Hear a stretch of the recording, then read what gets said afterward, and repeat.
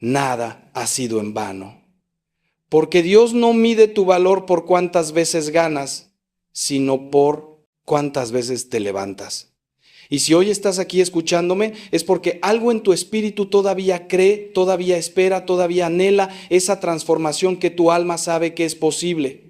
Esa chispa de fe, por pequeña que sea, es suficiente para que Dios encienda en ti un fuego que ilumine no solo tu vida, sino la de todos los que te rodean.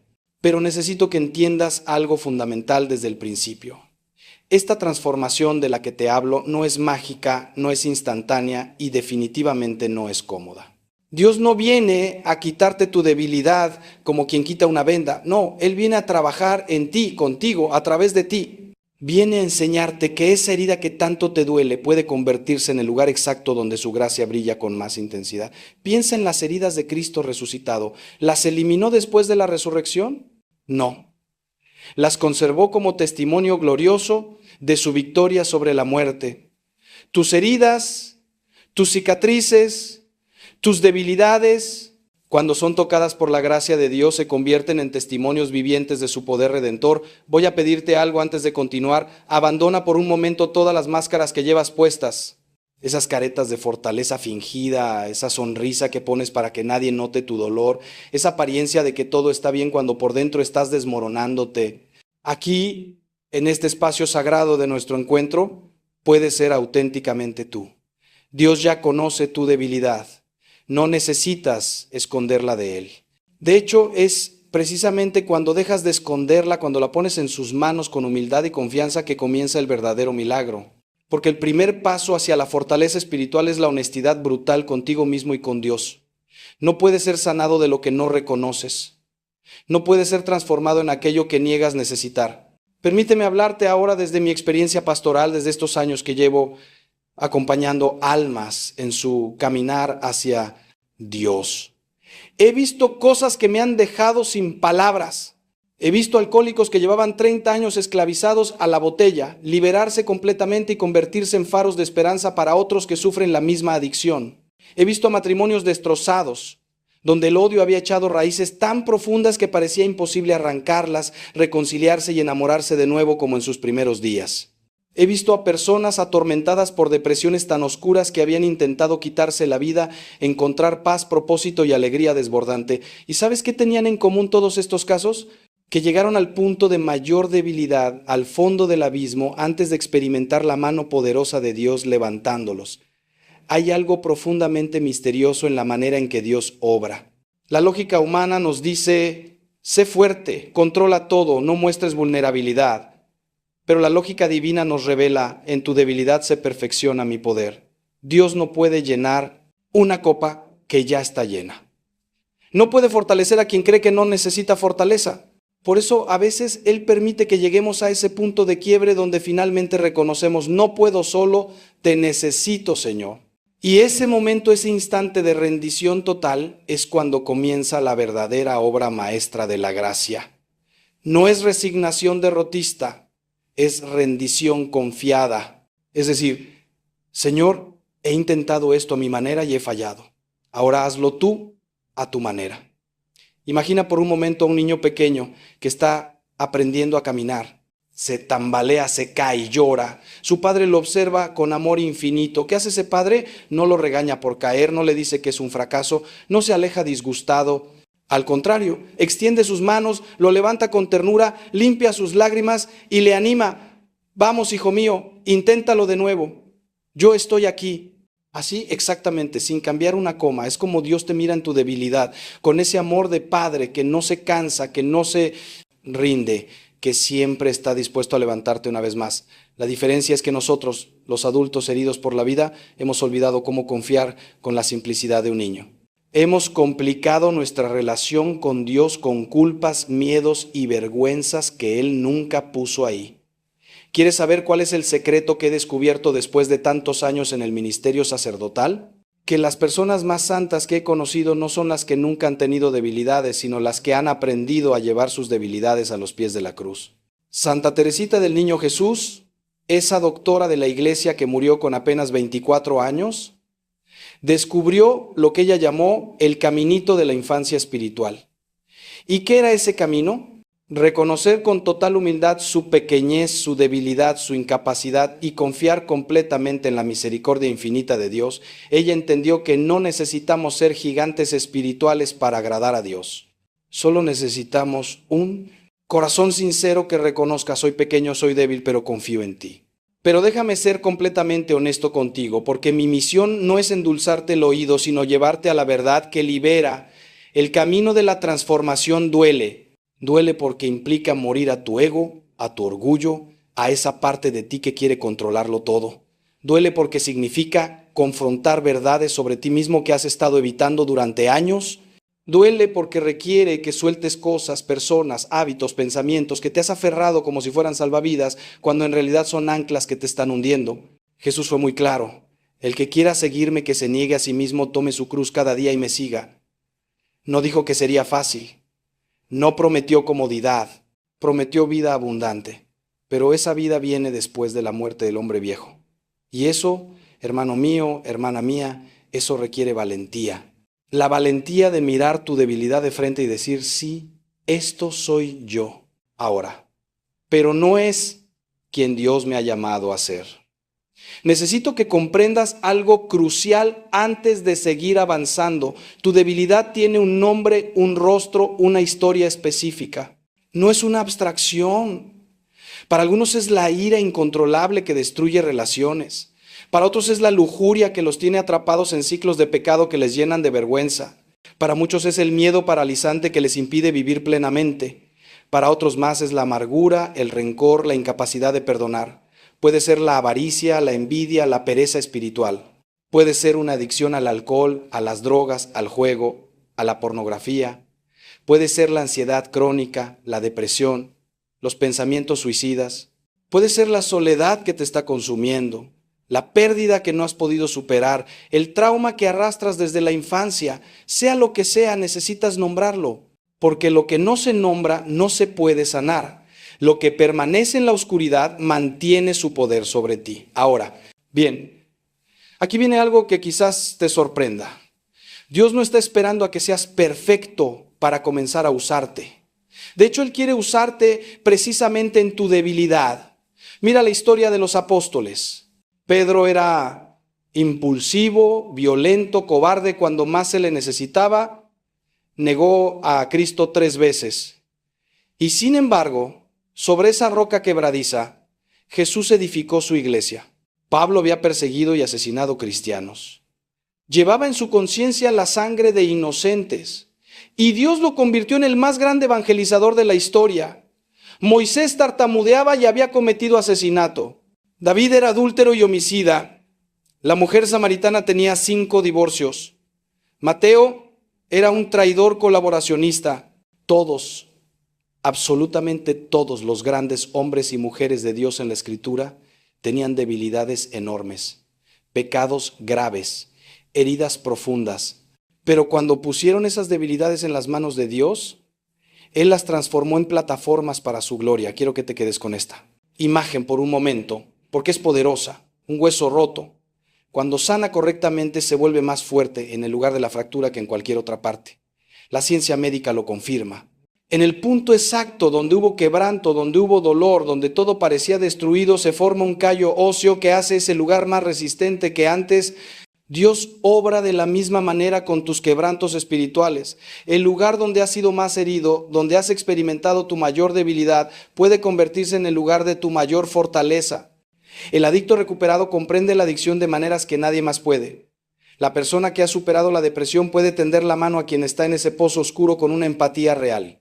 El matrimonio que ha pasado por el fuego y ha sido restaurado puede ayudar a otros matrimonios en crisis con una sabiduría que solo da la experiencia. Pero aquí está la clave. Y escúchame bien, porque esto puede cambiar tu perspectiva para siempre. Dios no transforma tu debilidad eliminándola mágicamente, sino cambiando tu relación con ella. Permíteme explicarte. San Pablo rogó 3 veces al Señor que le quitara lo que él llamaba el aguijón en la carne, esa debilidad o sufrimiento que lo atormentaba. ¿Y sabes qué le respondió Dios? Te basta mi gracia, porque mi poder se perfecciona en la debilidad. Dios no se la quitó, pero le dio algo mejor. la gracia para vivirla de tal manera que esa misma debilidad se convirtiera en su mayor testimonio de dependencia de Dios. ¿Lo ves? No siempre se trata de remover la espina, sino de aprender a vivir con ella de una manera que glorifique a Dios y te mantenga humilde, dependiente de su gracia diaria. Esto nos lleva a una verdad incómoda pero liberadora. Tal vez Dios ha permitido tu debilidad para protegerte del orgullo, esa raíz de todos los pecados. Imagina que Dios te hubiera hecho perfectamente fuerte en todo, sin ninguna vulnerabilidad, sin ninguna área donde necesites ayuda. ¿Qué hubiera pasado? Probablemente te habrías creído autosuficiente, habrías olvidado que necesitas a Dios, el orgullo habría entrado sigilosamente y te habría destruido espiritualmente de una manera mucho más peligrosa que cualquier debilidad visible. Por eso San Agustín decía, fue necesario que el hombre cayera para que aprendiera su propia debilidad. No es que Dios cause el mal, pero Él puede usar incluso nuestras caídas para enseñarnos lecciones de humildad que de otra manera jamás aprenderíamos. Tu debilidad es tu recordatorio diario de que necesitas a Dios. Y eso, hermano mío, es un regalo disfrazado. ¿Quieres que te diga algo que he aprendido observando a las personas que realmente se transforman? Todas ellas, sin excepción, llegaron a un punto donde dejaron de pelear solas. Dejaron de intentar ser sus propios salvadores. Mira, vivimos en una cultura que nos dice constantemente, tú puedes solo, eres suficiente, la fuerza está dentro de ti. Y hay algo de verdad en eso, pero también hay un engaño mortal. Porque la verdad completa es, sí, Dios te ha dado capacidades maravillosas, pero esas capacidades solo alcanzan su potencial pleno cuando están conectadas a su gracia. Un enchufe tiene el potencial de dar energía, pero solo cuando está conectado a la fuente de poder. De la misma manera, tú tienes un potencial increíble, pero solo cuando estás conectado a Dios, la fuente de todo poder, es que ese potencial se realiza. Tu debilidad es precisamente esa grieta en tu autosuficiencia que permite que el poder de Dios fluya a través de ti. Ahora déjame preguntarte algo directamente, algo que necesitas responderte con total honestidad. ¿Cuánto tiempo más vas a seguir intentándolo solo? ¿Cuántas veces más necesitas caer antes de reconocer que necesitas ayuda, no solo humana, sino divina? ¿Cuántas noches más vas a acostarte con esa pesadez en el alma, prometiéndote que mañana será diferente, solo para despertar y repetir los mismos patrones? Escúchame, no es debilidad pedir ayuda. Eso es la mayor fortaleza. No es fracaso reconocer que no puedes solo. Eso es sabiduría. El verdadero fracaso es seguir golpeándote contra el mismo muro esperando resultados diferentes. Einstein definió la locura como hacer lo mismo una y otra vez esperando resultados diferentes. Si lo que has estado haciendo no funciona, necesitas un enfoque radicalmente diferente. Y ese enfoque comienza con una oración simple pero poderosa. Señor Jesús, no puedo solo. Te necesito. Toma mi debilidad y transfórmala según tu voluntad. Hágase en mí según tu palabra. Permíteme compartir contigo una historia real que ilustra perfectamente lo que estoy tratando de decirte. Hace algunos años llegó a mi parroquia un hombre destrozado. Llamémosle Miguel. Miguel era un profesional exitoso, tenía familia, respeto en su comunidad, pero en secreto arrastraba una adicción a la pornografía que había comenzado en su adolescencia y que ahora, a sus 45 años, había destruido su matrimonio, su relación con sus hijos, su autoestima. Había intentado dejarlo cientos de veces. Había puesto filtros en su computadora que luego él mismo burlaba. Había hecho promesas vacías, nada funcionaba. Cuando llegó a mí, estaba en el punto más bajo de su vida. Su esposa lo había abandonado, sus hijos no le hablaban y él contemplaba seriamente el suicidio. Me dijo algo que nunca olvidaré. Padre, he perdido todo excepto esta adicción. Es lo único que me queda y me está matando. Le pregunté a Miguel algo que lo descolocó. ¿Quieres realmente ser libre o solo quieres aliviar la culpa? Porque hay una diferencia enorme entre querer liberación genuina y solo querer sentirse menos culpable mientras sigues en la esclavitud. Miguel se quedó en silencio varios minutos. Luego, con lágrimas corriendo por su rostro, me dijo, Padre, quiero ser libre, pero no sé cómo. Y ahí comenzó su verdadero camino de sanación. Le dije, primero, vas a confesar este pecado completamente. Segundo, vas a buscar ayuda profesional con un psicólogo católico que entienda estas luchas. Tercero, vas a unirte a un grupo de apoyo de hombres cristianos que luchan contra lo mismo. Cuarto, vas a establecer una vida sacramental rigurosa, misa diaria si es posible, confesión semanal, adoración eucarística. Y quinto, vas a encontrar un compañero de rendición de cuentas que te llame todos los días para preguntarte cómo vas. Miguel hizo todo eso. Y permíteme decirte que no fue fácil. Recayó varias veces en los primeros meses. Hubo momentos de desesperación tan profundos que me llamaba en medio de la noche llorando, pero algo era diferente esta vez. No estaba luchando solo. Tenía un ejército de gracia a su alrededor, la comunidad de hermanos orando por él, los sacramentos llenándolo de gracia, la terapia ayudándole a entender las raíces de su adicción y sobre todo la misericordia infinita de Dios que le repetía cada vez que caía. Levántate, hijo mío, no te he traído hasta aquí para abandonarte ahora. Pasaron 6 meses, 1 año, 2 años. Y Miguel fue transformado. Hoy, 5 años después, no solo está libre de esa adicción, sino que lidera un ministerio para hombres que luchan con lo mismo. Su matrimonio fue restaurado milagrosamente. Sus hijos lo respetan nuevamente. Y él me dice, cada vez que nos vemos, Padre, tuve que tocar fondo para mirar hacia arriba. Mi adicción fue mi debilidad, pero Dios la usó para llevarme a una relación con Él que nunca hubiera tenido de otra manera. Esa historia, hermano mío, hermana mía, no es única. Se repite de 1000 maneras diferentes en todas las vidas que están dispuestas a permitir que Dios entre en su debilidad. Pero nota algo importante, la transformación de Miguel no fue instantánea. Requirió compromiso, disciplina, humildad para buscar ayuda, perseverancia en medio de las caídas. Y eso es exactamente lo que Dios quiere de ti. No te está pidiendo perfección inmediata, te está pidiendo disponibilidad constante. Te está pidiendo que te levantes cada vez que caigas. Te está pidiendo que uses los medios de gracia que Él ha puesto a tu disposición, los sacramentos, la oración, la comunidad, la ayuda profesional cuando es necesaria. Dios hace su parte, que es darte la gracia. Tú haces tu parte, que es cooperar con esa gracia, día a día, hora a hora, a veces minuto a minuto. ¿Y sabes qué es lo más hermoso de todo esto? Que en el proceso de ser transformado, tú mismo te conviertes en instrumento de transformación para otros. Mira, cuando guardas tu debilidad en secreto, cuando la escondes avergonzado, solo te daña a ti. Pero cuando permites que Dios la transforme y luego tienes la valentía de compartir tu testimonio, liberas a otros que están atrapados en luchas similares. ¿Cuántas personas están ahí afuera en este momento pensando que son los únicos que luchan con lo que tú luchas?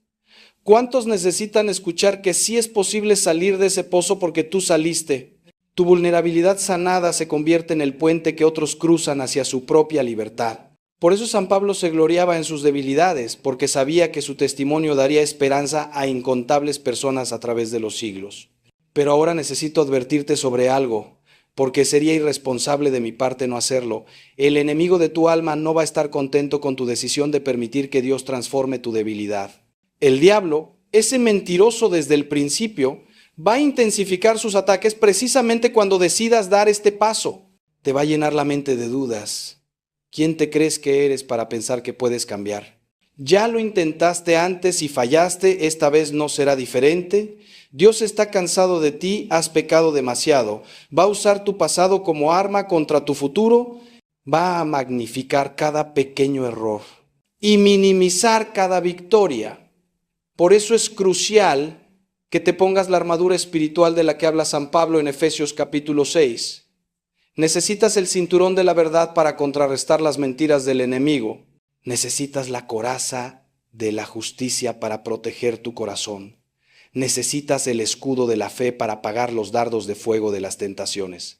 Y sobre todo necesitas la espada del Espíritu, que es la palabra de Dios, para pelear las batallas espirituales que enfrentarás. Déjame ser muy claro sobre algo que causa mucha confusión. Dios puede sanar instantáneamente si Él lo quiere. He visto milagros con mis propios ojos. He visto adicciones que desaparecieron de la noche a la mañana después de un encuentro poderoso con Dios. He visto sanaciones físicas que los médicos no pueden explicar. He visto reconciliaciones imposibles que solo la gracia divina puede lograr. Dios es soberano y puede hacer lo que Él desee, cuando Él lo desee. Pero en mi experiencia, la mayoría de las veces Dios elige el camino del proceso, no del evento instantáneo. ¿Por qué? Porque en el proceso es donde se forja el carácter. En el proceso es donde aprendes a depender de Él diariamente. En el proceso es donde desarrollas las virtudes que necesitarás para mantener tu libertad una vez que la alcances. Si Dios te sanara instantáneamente de todo sin que hubieras aprendido las lecciones del camino, probablemente volverías a caer porque no habrías desarrollado los músculos espirituales necesarios para mantenerte de pie. Piensa en el pueblo de Israel en el desierto. Dios pudo haberlos transportado instantáneamente desde Egipto hasta la tierra prometida. Tenía el poder para hacerlo, pero en lugar de eso los llevó por un viaje de 40 años a través del desierto. ¿Fue crueldad de parte de Dios? No, fue sabiduría. Porque ellos necesitaban que la mentalidad de esclavos muriera antes de poder entrar como pueblo libre a la tierra que Dios les había prometido. Necesitaban aprender a confiar en Dios para su maná diario. Necesitaban ver milagro tras milagro para fortalecer su fe. Necesitaban que toda una generación de dudosos e incrédulos pasara antes de que pudieran recibir la promesa. De la misma manera, tu proceso de transformación no es castigo, es preparación. Dios te está preparando no solo para recibir la liberación, sino para mantenerla, para administrarla bien y para ayudar a otros a encontrarla también. Ahora bien, hay un elemento crucial en esta transformación del que debemos hablar: el perdón. Y aquí me refiero a 3 niveles de perdón que son absolutamente esenciales. Primero, necesitas recibir el perdón de Dios. Y déjame decirte algo que quizás te sorprenda: Dios ya te ha perdonado. El perdón ya fue comprado en la cruz del Calvario hace 2000 años. La pregunta no es si Dios está dispuesto a perdonarte, la pregunta es si tú estás dispuesto a recibir ese perdón. Muchas personas se confiesan, escuchan las palabras de absolución, pero luego salen del confesionario todavía cargando la culpa porque no pueden creer que realmente hayan sido perdonados. Hermano mío, hermana mía, si Dios dice que estás perdonado, no dejes que tu sentimiento de culpa tenga más autoridad que la palabra de Dios. Él dice, si confesamos nuestros pecados, Él es fiel y justo para perdonar nuestros pecados y limpiarnos de toda maldad. El segundo nivel de perdón es perdonar a otros. Y este es donde muchos se quedan atascados. Tal vez tu debilidad actual tiene raíces en heridas que otros te causaron. Tal vez fuiste abusado cuando niño y eso te llevó a la adicción. Tal vez fuiste traicionado y eso te llevó a la amargura. Tal vez fuiste abandonado y eso te llevó al miedo patológico. Escúchame bien, lo que te hicieron fue real, fue injusto y causó daño verdadero. Dios no minimiza eso. Pero si te aferras al rencor, si te niegas a perdonar, la única persona que sigues lastimando eres tú mismo. Perdonar no significa decir que lo que te hicieron estuvo bien. Perdonar no significa que no hubo consecuencias. Perdonar significa soltar la deuda, dejar de exigir el pago y entregar esa persona y esa situación en las manos de Dios, quien es el único juez justo. Cuando perdonas no estás liberando al ofensor, te estás liberando a ti mismo de la prisión del resentimiento. Y el tercer nivel, quizás el más difícil de todos, perdonarte a ti mismo. He visto a personas que han recibido el perdón de Dios, que han perdonado a otros, pero que no pueden perdonarse a sí mismas. Se castigan mentalmente todos los días. Se repiten una y otra vez. ¿Cómo pude ser tan estúpido? ¿Cómo pude hacerle eso a mi familia? ¿Cómo pude desperdiciar tantos años? Y esa voz crítica interna se convierte en un verdugo implacable que no les deja vivir en paz. Pero déjame preguntarte algo. ¿Quién eres tú para no perdonarte si Dios ya te perdonó? ¿Acaso eres más santo que Dios? ¿Acaso tus estándares son más altos que los suyos?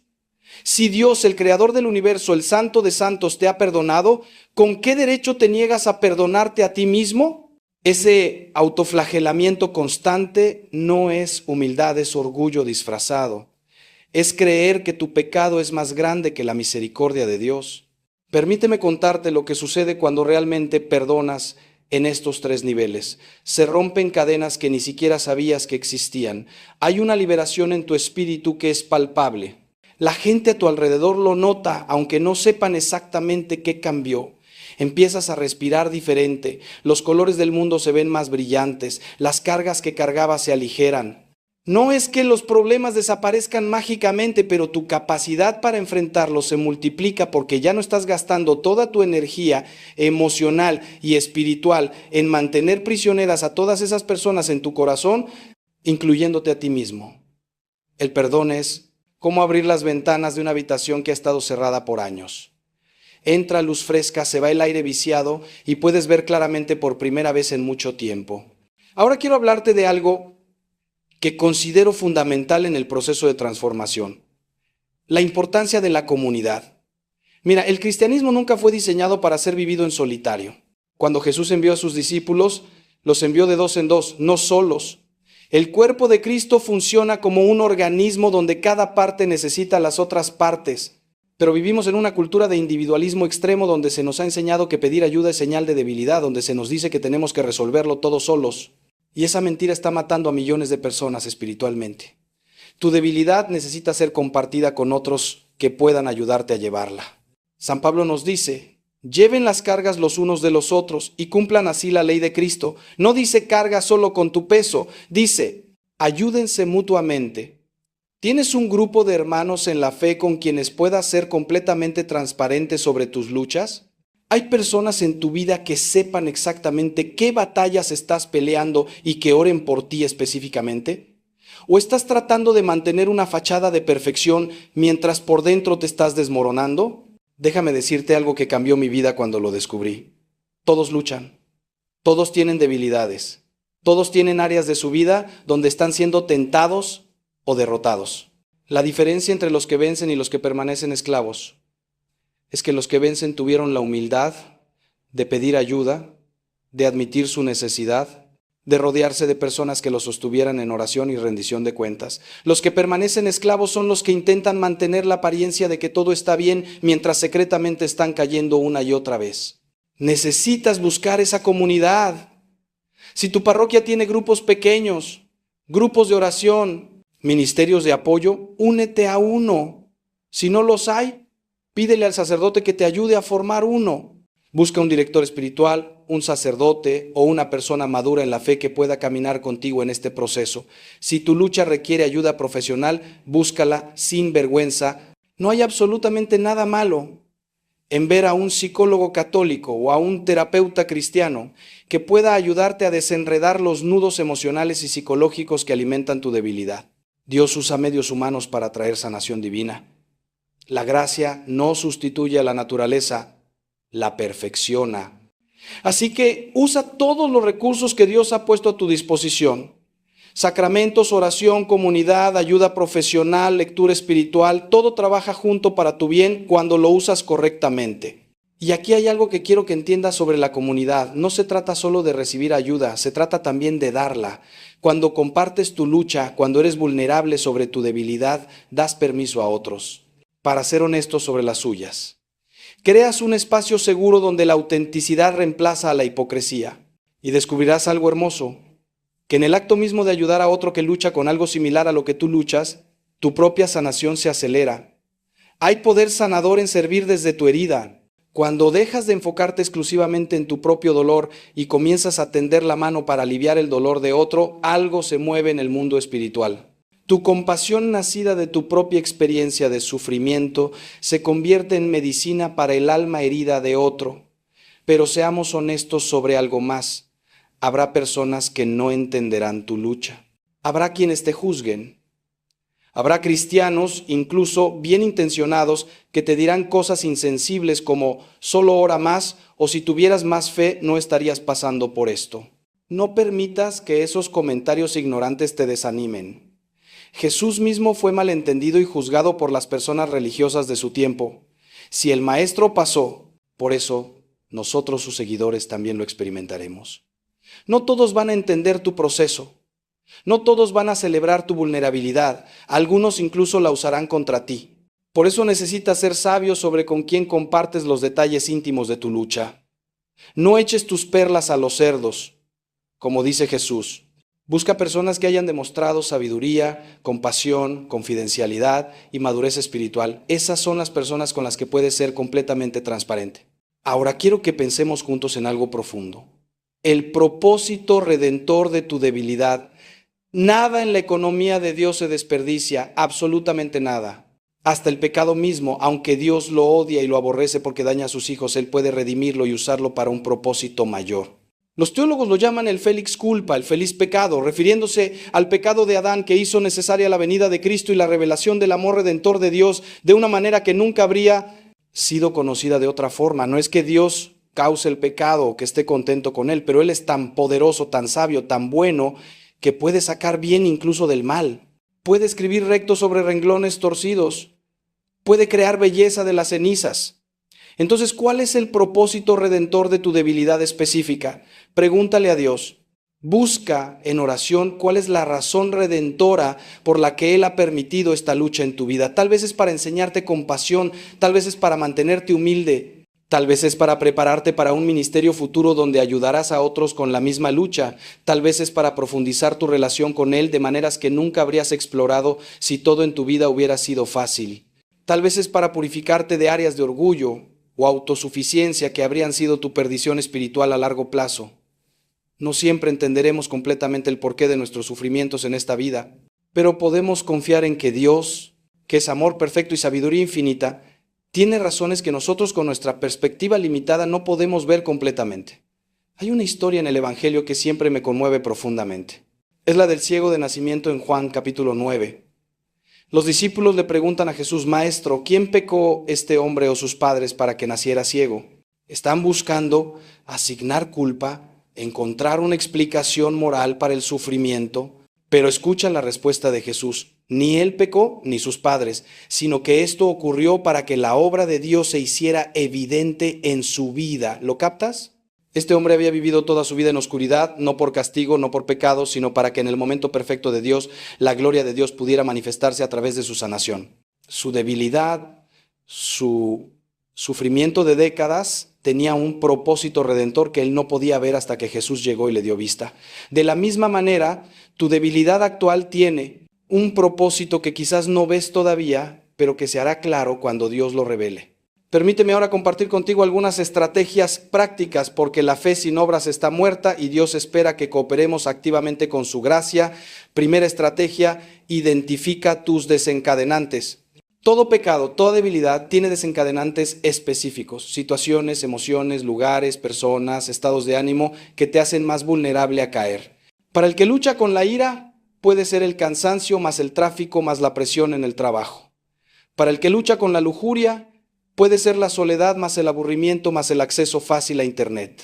Para el que lucha con la gula emocional, puede ser el estrés más estar solo en casa más tener comida chatarra disponible.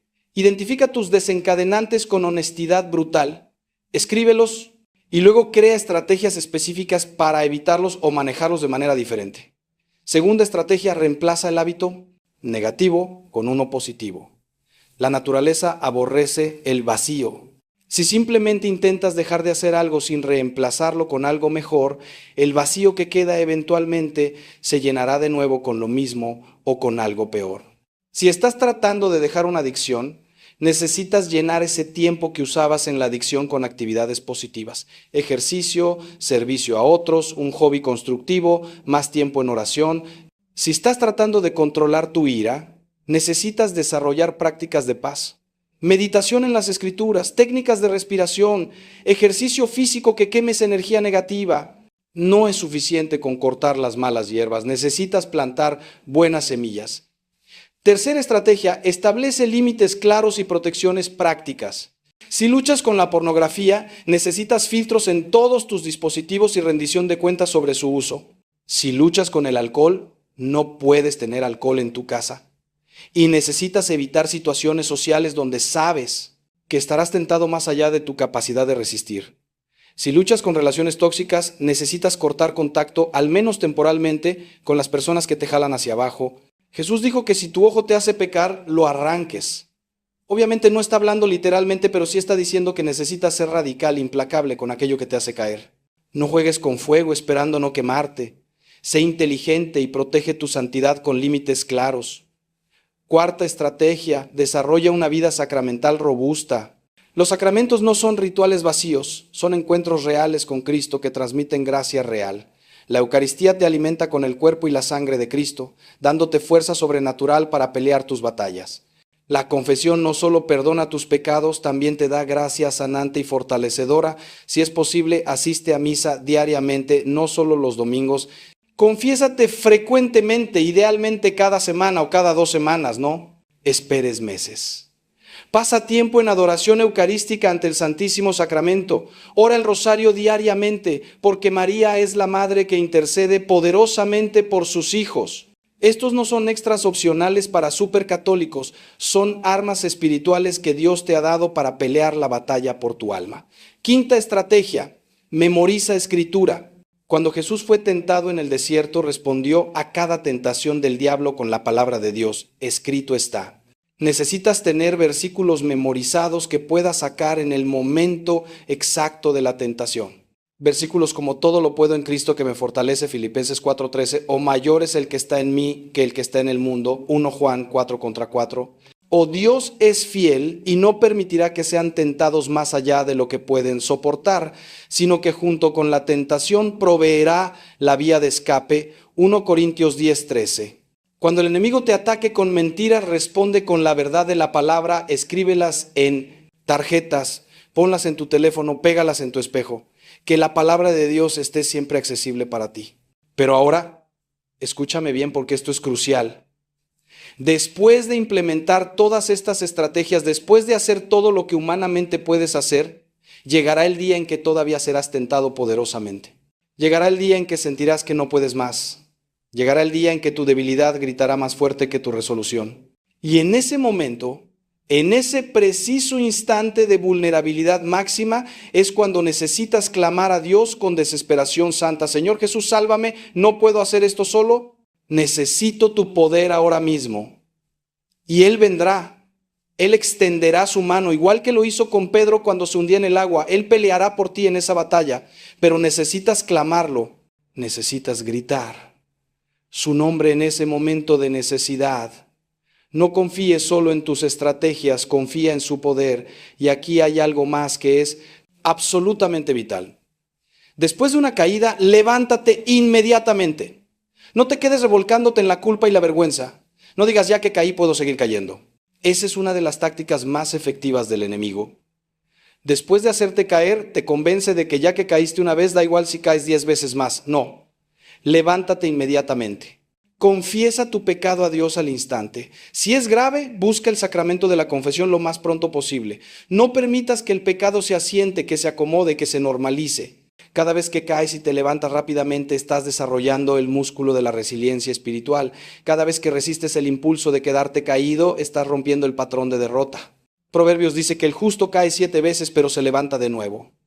No dice que el justo no cae, dice que se levanta cada vez. Quiero ahora compartir contigo una verdad que puede sonar paradójica, pero que es profundamente liberadora. A veces Dios permite que caigas para que aprendas algo que no podrías aprender de otra manera. No es que Él cause tu caída, pero la permite, porque en su sabiduría infinita ve algo que necesitas aprender, que solo la experiencia de fallar puede enseñarte.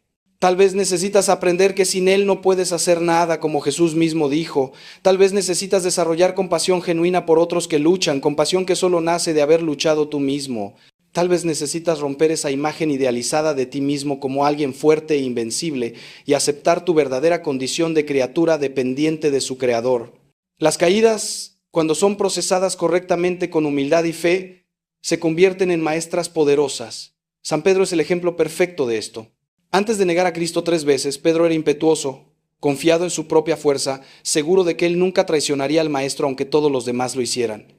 Aunque todos te abandonen, yo nunca te abandonaré, proclamó con arrogancia. Y Jesús, que conocía su corazón, le advirtió, antes de que cante el gallo, me negarás 3 veces.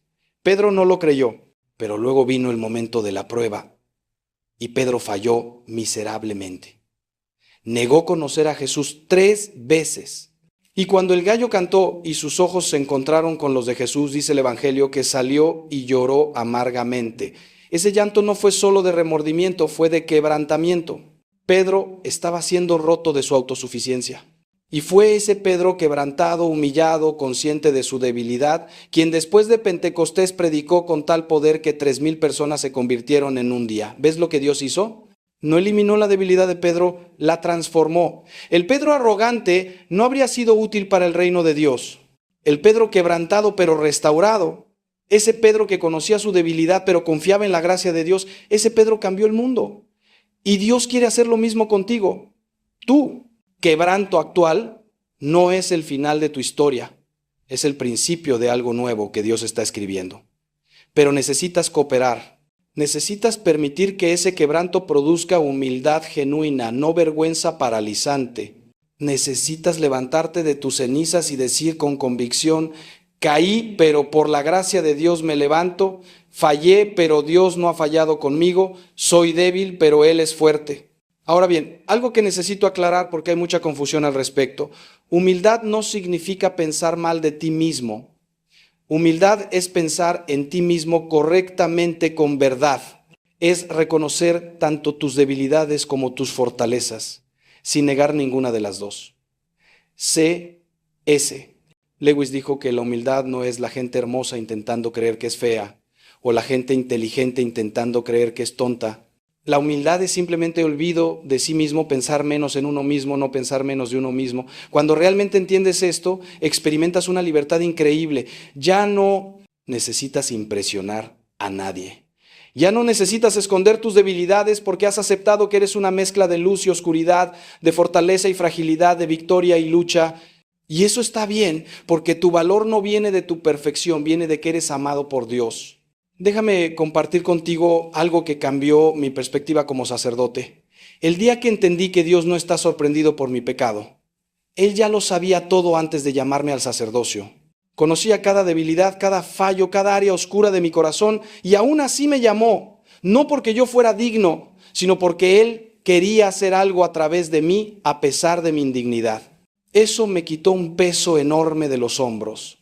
Ya no tengo que fingir ser perfecto, ya no tengo que esconder mis luchas. Puedo ser honesto sobre el hecho de que soy un hombre en proceso, alguien que está siendo transformado gradualmente a la imagen de Cristo, pero que todavía tiene un largo camino por recorrer. Y esa honestidad me ha hecho más efectivo en el ministerio, porque la gente se relaciona con la autenticidad, no con la perfección fingida. Y eso es exactamente lo que Dios quiere que entiendas sobre ti. Él te conoce completamente. Conoce tu debilidad íntimamente, no hay nada que puedas esconder de Él.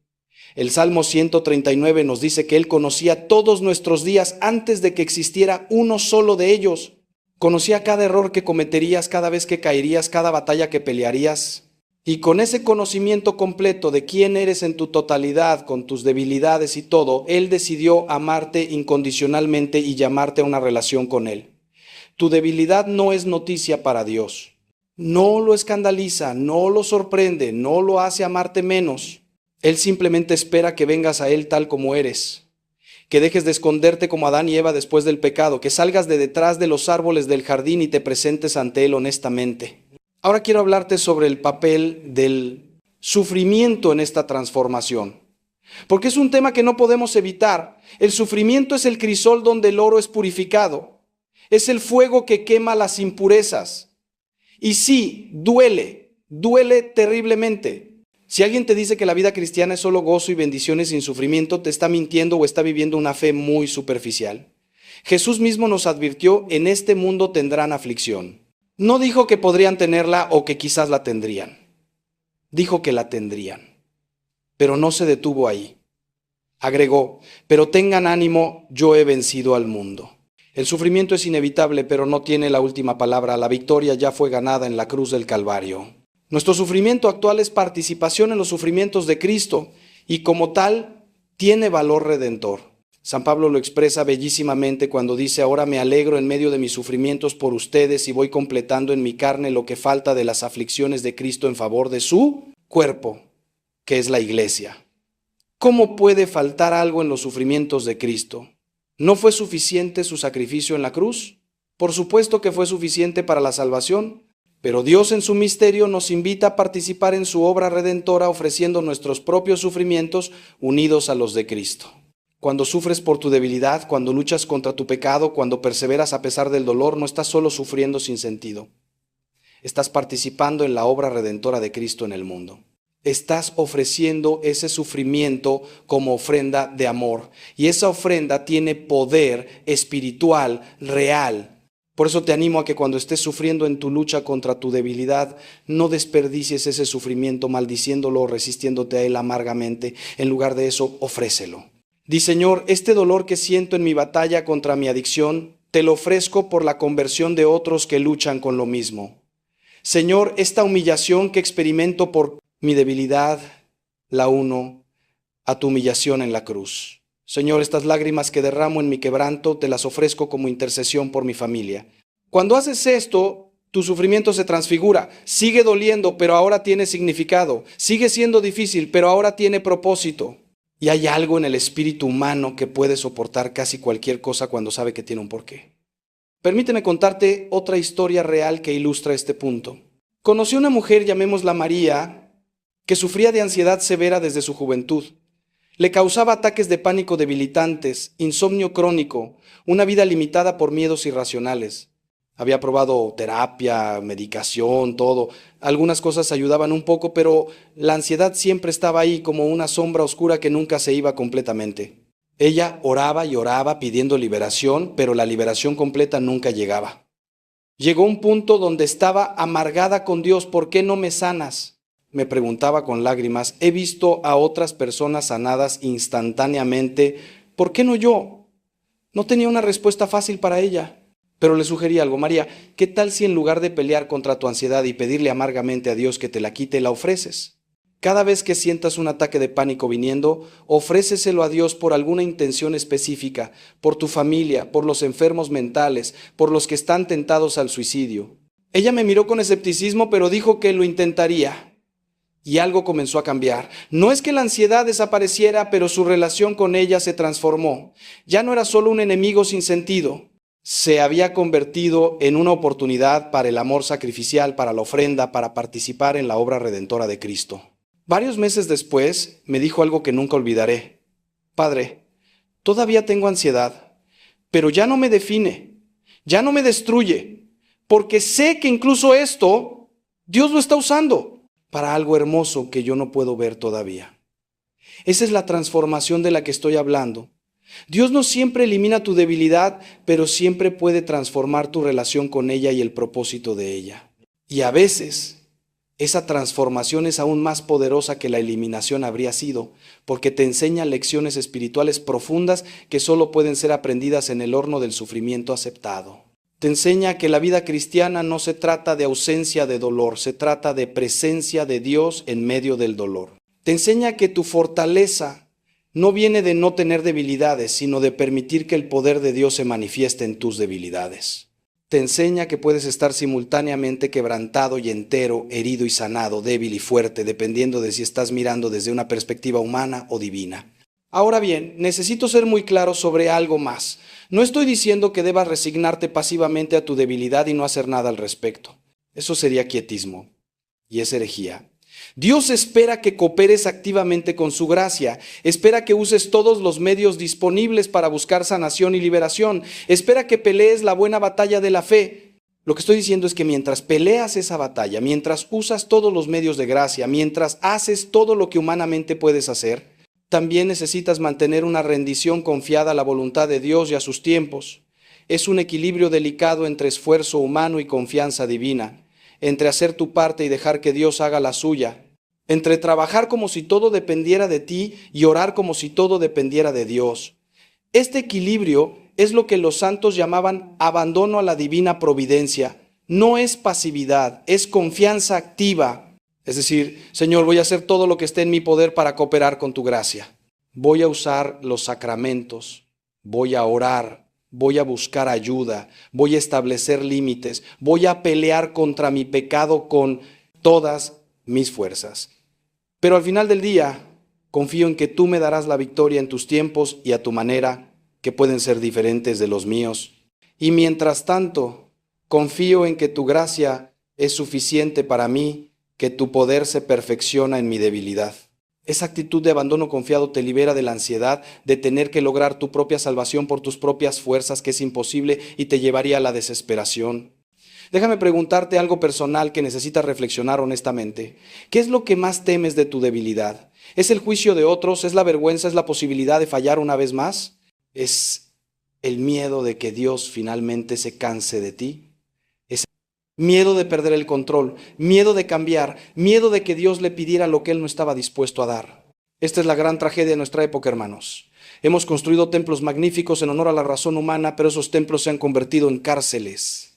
Nos hemos vuelto tan sofisticados, tan modernos, tan llenos de explicaciones para todo, que hemos olvidado que hay realidades que la razón sola jamás podrá alcanzar. El amor no se puede diseccionar en un laboratorio. La fe no cabe en una ecuación matemática. Y cuando intentamos meter a Dios en nuestras pequeñas cajas mentales, lo único que conseguimos es asfixiar nuestra propia alma. Les digo esto con dolor, pero también con esperanza.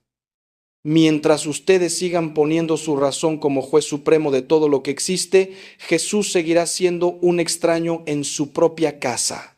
Pero escúchenme bien, porque esto es fundamental. No estoy diciendo que la razón sea mala, claro que no. Dios nos dio la inteligencia como un regalo precioso, como una luz para iluminar nuestro camino. Santo Tomás de Aquino, uno de los más grandes pensadores de la Iglesia, nos enseñó que la fe y la razón son como dos alas con las que el espíritu humano se eleva hacia la contemplación de la verdad. El problema no es la razón en sí misma. El problema es cuando la convertimos en un ídolo, cuando la ponemos por encima de todo, cuando le decimos: solo creeré en lo que puedas demostrarme, solo amaré lo que puedas explicarme. Ahí es cuando la razón deja de ser un don y se convierte en una cadena. Y hoy, en este mensaje, quiero llevarlos a un viaje profundo por los rincones más oscuros de esa resistencia. Vamos a mirar juntos por qué nuestra mente lucha tanto contra el amor de Cristo. Vamos a descubrir las raíces de esa batalla que tanto nos agota. Pero más importante aún, vamos a encontrar el camino de salida. Porque les prometo una cosa: al final de este recorrido, si se dejan tocar por el Espíritu Santo, van a entender que amar a Jesús no es traicionar su inteligencia, es completarla. No es renunciar a pensar, es aprender a pensar con el corazón. Así que respiren hondo, abran su mente y su alma y caminemos juntos hacia esa libertad que solo Cristo puede dar. La primera gran barrera que construye nuestra razón contra el amor a Jesús es el orgullo intelectual. Y aquí tengo que ser muy claro con ustedes, muy directo, porque este es un veneno que se disfraza de virtud. Vivimos en una cultura que nos ha enseñado que la inteligencia es poder, que saber más que los demás nos hace superiores, que dudar de todo nos hace sabios. Y poco a poco, sin darnos cuenta, hemos ido levantando un trono para nuestra propia mente. Y desde ese trono juzgamos incluso a Dios. Esto no es nuevo, hermanos. En el jardín del Edén, la serpiente no tentó a Eva con algo vulgar, la tentó con conocimiento. Serán como dioses, conociendo el bien y el mal. Y ahí empezó todo. El orgullo intelectual nos susurra al oído: tú eres demasiado inteligente para creer en cosas que no puedes ver. Tú necesitas pruebas, evidencias, argumentos sólidos. La fe ciega es para los ignorantes, para los débiles, para los que no pueden pensar por sí mismos. Y nos lo creemos. Nos lo creemos porque halaga nuestra vanidad, porque nos hace sentir especiales, porque nos da una excusa perfecta para no entregarnos. Pero déjenme decirles algo que tal vez les cueste escuchar. Ese orgullo no los hace más libres, los hace más esclavos. Los esclaviza a su propia necesidad de entenderlo todo, de controlarlo todo, de tener todas las respuestas antes de dar un solo paso de fe. He conocido profesores universitarios, científicos, filósofos, personas con doctorados y múltiples títulos que viven en una pobreza espiritual absoluta porque no pueden bajar de ese trono de su intelecto. Recuerdo especialmente a una mujer, médica brillante, que me dijo una vez: padre, yo he estudiado el cuerpo humano durante 30 años. Sé cómo funciona cada célula, cada órgano, cada sistema. ¿Cómo voy a creer que un pedazo de pan se convierte en el cuerpo de Cristo? Es científicamente imposible. Y yo le respondí: doctora, usted sabe cómo funciona el corazón como bomba, pero ¿sabe por qué late más rápido cuando ve a sus hijos? Usted conoce la química del cerebro, pero ¿puede explicarme por qué una canción la hace llorar? Usted entiende la biología de la vida, pero ¿puede decirme qué es exactamente lo que hace que un cuerpo vivo sea diferente de uno muerto? El problema del orgullo intelectual es que nos hace creer que lo que no podemos medir no existe, que lo que no podemos explicar no es real. Pero la vida misma nos demuestra lo contrario cada día. El amor existe aunque no puedas pesarlo. La belleza es real aunque no puedas definirla completamente. La conciencia es un hecho aunque ningún científico pueda explicar de dónde viene. Y Jesús, hermanos, Jesús es la realidad más poderosa del universo, aunque tu razón limitada no pueda abarcarlo. San Pablo lo dijo con una claridad tremenda. La locura de Dios es más sabia que la sabiduría de los hombres, y la debilidad de Dios es más fuerte que la fuerza de los hombres. Cuando vas a acercarte a Dios con humildad intelectual, diciéndole: Señor, no lo entiendo todo, pero confío en ti, ahí es cuando tu razón finalmente se libera. Y escuchen esto con atención porque es crucial. La verdadera sabiduría no consiste en saberlo todo, sino en reconocer que hay cosas más grandes que tú. Los más grandes santos de la historia fueron personas profundamente inteligentes que entendieron esta verdad. San Agustín, uno de los pensadores más brillantes de todos los tiempos, pasó años buscando la verdad en la filosofía, en el placer, en el éxito, hasta que finalmente se rindió ante Cristo y exclamó: tarde te amé. Hermosura tan antigua y tan nueva, tarde te amé. Su conversión no fue el abandono de su inteligencia, fue la perfección de ella. Porque solo cuando dejó de poner su razón como obstáculo, su razón pudo finalmente ver la verdad con mayúscula. Ese es el camino, hermanos. No menos razón, sino razón iluminada por la fe. Inteligencia que se arrodilla ante el misterio. Mente que se abre a lo que no puede comprender completamente, pero que puede experimentar profundamente. La segunda gran resistencia de nuestra razón es el miedo a perder la autonomía. Y este es un punto que toca el nervio más sensible de la mentalidad moderna. Desde que nacemos, nos enseñan que lo más importante es ser independientes, no depender de nadie, tomar nuestras propias decisiones sin que nadie nos diga qué hacer. Y esto, hasta cierto punto, es bueno y necesario. Pero cuando llevamos esta autonomía al extremo, cuando la convertimos en un absoluto, se transforma en el peor de los orgullos. El orgullo de quien dice: yo soy el dueño de mi vida, yo decido mi camino, yo soy mi propio Dios. Y ahí, precisamente ahí, es donde entra en conflicto directo con el amor a Jesús. Porque amar a Jesús implica reconocer que Él es el Señor, que su voluntad debe estar por encima de la nuestra, que nuestros planes pueden no ser los suyos, y nuestra razón se revela violentamente contra esto. Nos dice: ¿cómo vas a entregarle el control de tu vida a alguien que no ves? ¿Cómo vas a dejar que otro decida por ti? ¿No será esto una renuncia a tu libertad, a tu dignidad, a tu derecho de ser quien tú quieres ser? Y así, el mensaje del Evangelio, que es un mensaje de liberación, se percibe como una amenaza. La cruz, que es el símbolo del amor más grande, se ve como un instrumento de opresión. Y Cristo, que vino a darnos vida en abundancia, se convierte en un enemigo de nuestra felicidad. Pero déjenme decirles algo que he aprendido acompañando almas durante tantos años. Esa autonomía de la que estamos tan orgullosos es una ilusión. Ustedes no son tan libres como creen. Están esclavizados por sus deseos, por sus miedos, por sus heridas no sanadas, por las opiniones de los demás, por las modas de este mundo. Dicen: yo hago lo que quiero, pero ¿cuántas veces hacen exactamente lo que no quieren hacer? Pablo mismo lo confesó: no hago el bien que quiero, sino el mal que no quiero. Esa es la verdadera esclavitud, hermanos, estar atado a tu propia debilidad, ser prisionero de tus propias pasiones, ser esclavo de un yo que grita constantemente más, más, más, sin nunca estar satisfecho.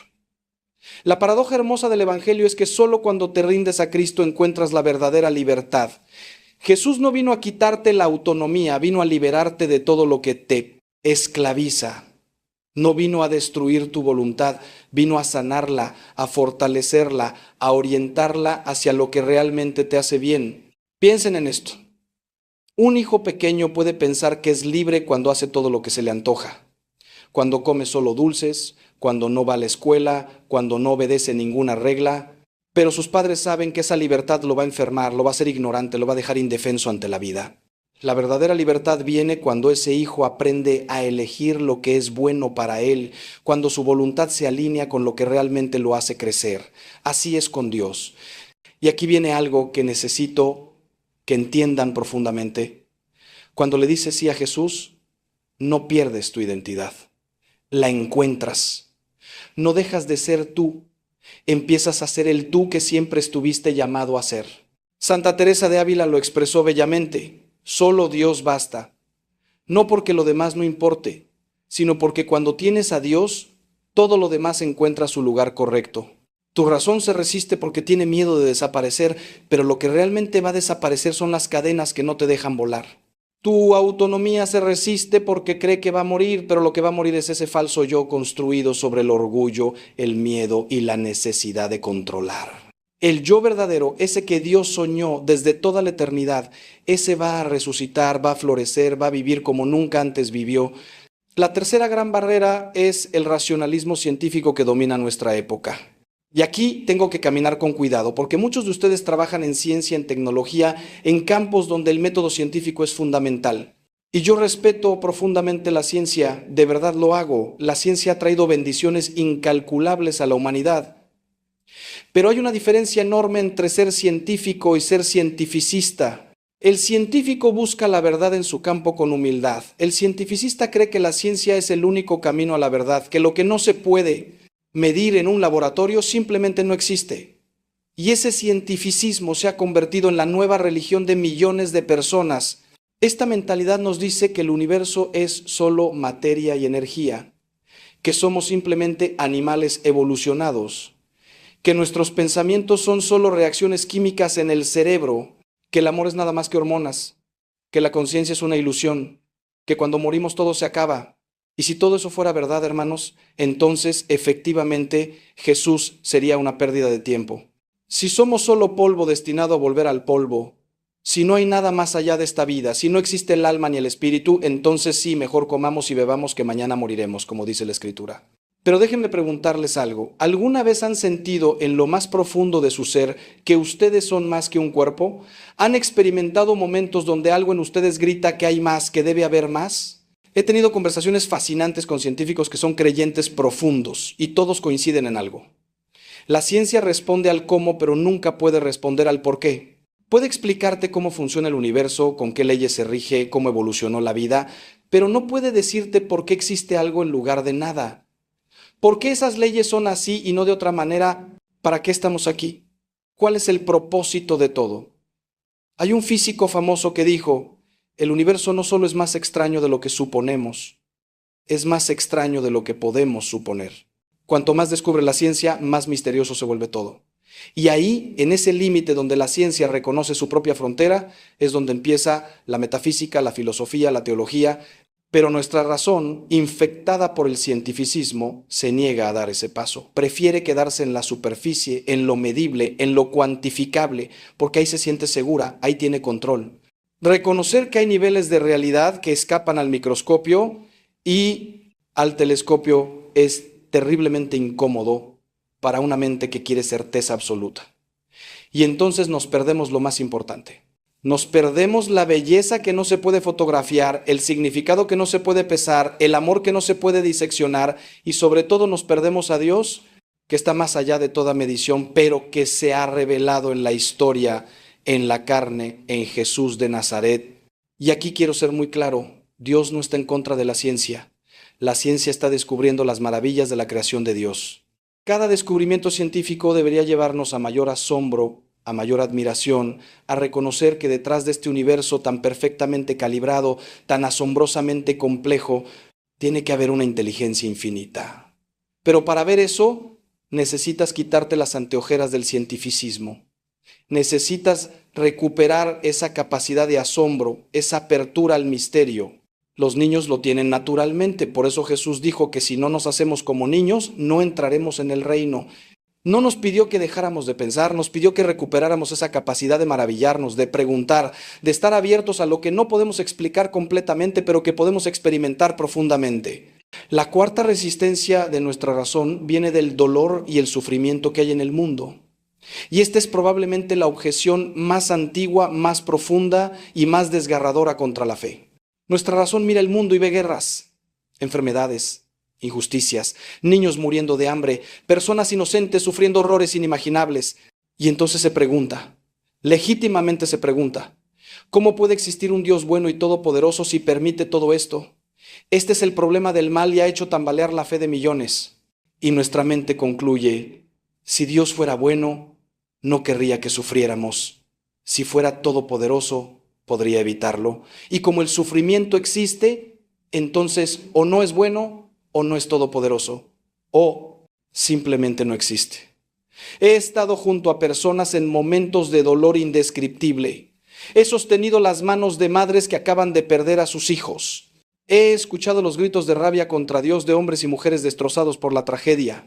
Y nunca les he dicho que su dolor no es válido, que sus preguntas no son legítimas, que tienen que callar y simplemente creer. El dolor es real, hermanos, terriblemente real. Y cuando te golpea, cuando te arrastra al abismo, tu razón se aferra a ese dolor como una prueba definitiva de que Dios no puede amarte, de que Dios no está ahí, de que estamos solos en un universo indiferente. Y yo entiendo esa tentación, de verdad la entiendo. Pero déjenme llevarlos a un lugar diferente, a una perspectiva que solo se puede tener desde la fe. El cristianismo no niega el sufrimiento, no lo minimiza, no te dice que es una ilusión o que no importa. Al contrario, el cristianismo pone el sufrimiento en el centro mismo de su mensaje. La imagen central de nuestra fe es un hombre torturado, clavado en una cruz, muriendo en agonía. Nuestro Dios no